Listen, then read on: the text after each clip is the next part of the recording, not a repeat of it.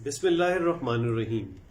Sugar اور blood pressure کے شرطیہ علاج اور وہ بھی جڑ سے اکھاڑ دینے کے لا تعداد ٹوٹکے اور specially social media, YouTube, Facebook, WhatsApp پہ لا تعداد ویڈیوز اور وائرل ویڈیوز جس میں کوئی نہ کوئی آئنسٹائن بیٹھا یہ بتا رہا ہوتا ہے کہ ایک پانی میں کچھ پتوں کو گھول کے آپ پی لیں تو شوگر جڑ سے ختم ہو جائے گی۔ بلڈ پریشر کے حوالے سے بھی کہ اس کو اس میں ملا لیں اور اس کو اس میں ملا لیں اور پھر اس میں فلاں کا تیل ڈالیں اور فلاں کا نمک ڈالیں اور فلاں کی یہ کریں اور ان کو ملا کے گھوٹ کے پی لیں۔ ان دونوں امراض کا جڑ سے خاتمہ۔ اور مجھے بڑی حیرت ہوتی ہے کہ اچھے خاصے پڑھے لکھے سمجھدار جو دنیا کے تمام معاملات میں، گھر بنانا ہو، کوئی موٹر بائک لینی ہو، سملرلی کوئی بھی الیکٹرانک کی مشین لے لی ہو، وہاں کبھی بھی وہ اس قسم کے ٹوٹکانہ چیزوں کے ذریعے سے ایسی چیزیں نہیں خریدتے۔ وہاں پہ وہ اپ ڈیٹڈ، اپ گریڈڈ، نئی ٹیکنالوجی کے استعمال سے یوز ہونے والی ایک سمپل موبائل کی مثال لے لیں کہ جب آپ کے سامنے موبائل کبھی آیا تھا تو ایک ڈبے نما بڑا سا اور پھر اس میں بھی صرف سننے کی صلاحیت تھی۔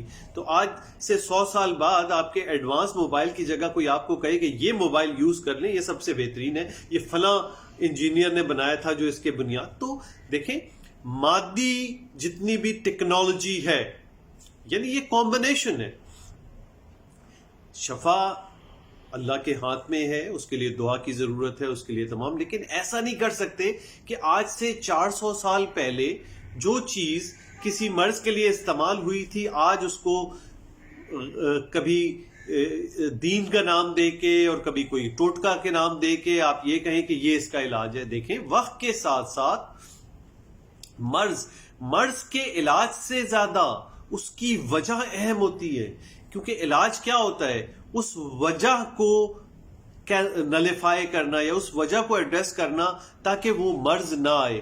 اچھا، اب بلڈ پریشر کو اگر لے لیں تو بلڈ پریشر میں لاتعداد قسمیں ہیں۔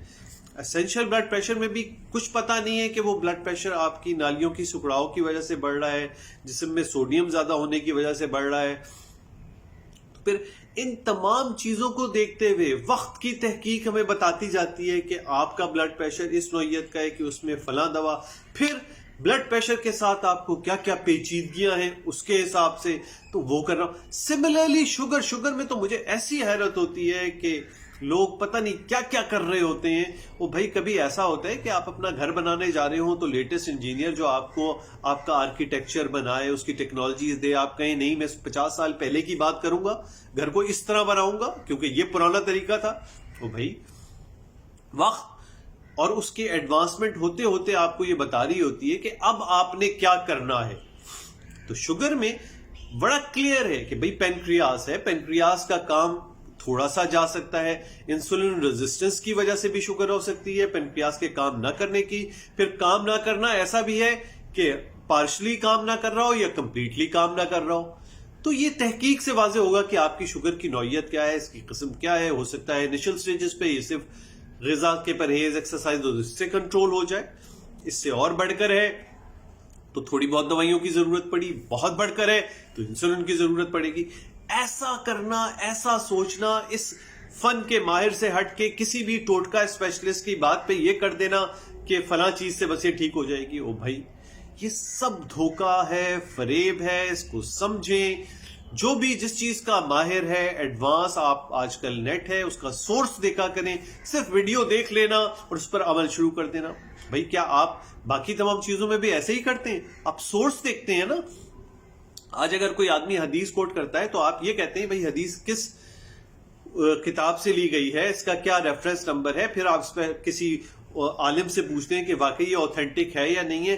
سملرلی جب صحت کے مسائل آئیں گے تو ڈاکٹر، اور ڈاکٹر میں بھی وہ جو اس کا بہت زیادہ اسپیشلسٹ ڈاکٹر ہوگا، وہ آپ کو بتائے گا کہ کیا سٹیٹس ہے، یہ جو آپ بات کر رہے ہیں اس کی پریزنٹ ایگزسٹنگ تحقیق کے لحاظ سے کیا اس کی اہمیت ہے، نقصان ہے، فائدہ ہے یا دونوں نہیں ہے، یا اس کے چکر میں آپ اپنی کنونشنل دوائیاں چھوڑ رہے ہیں تو اس کا کیا نقصان ہے۔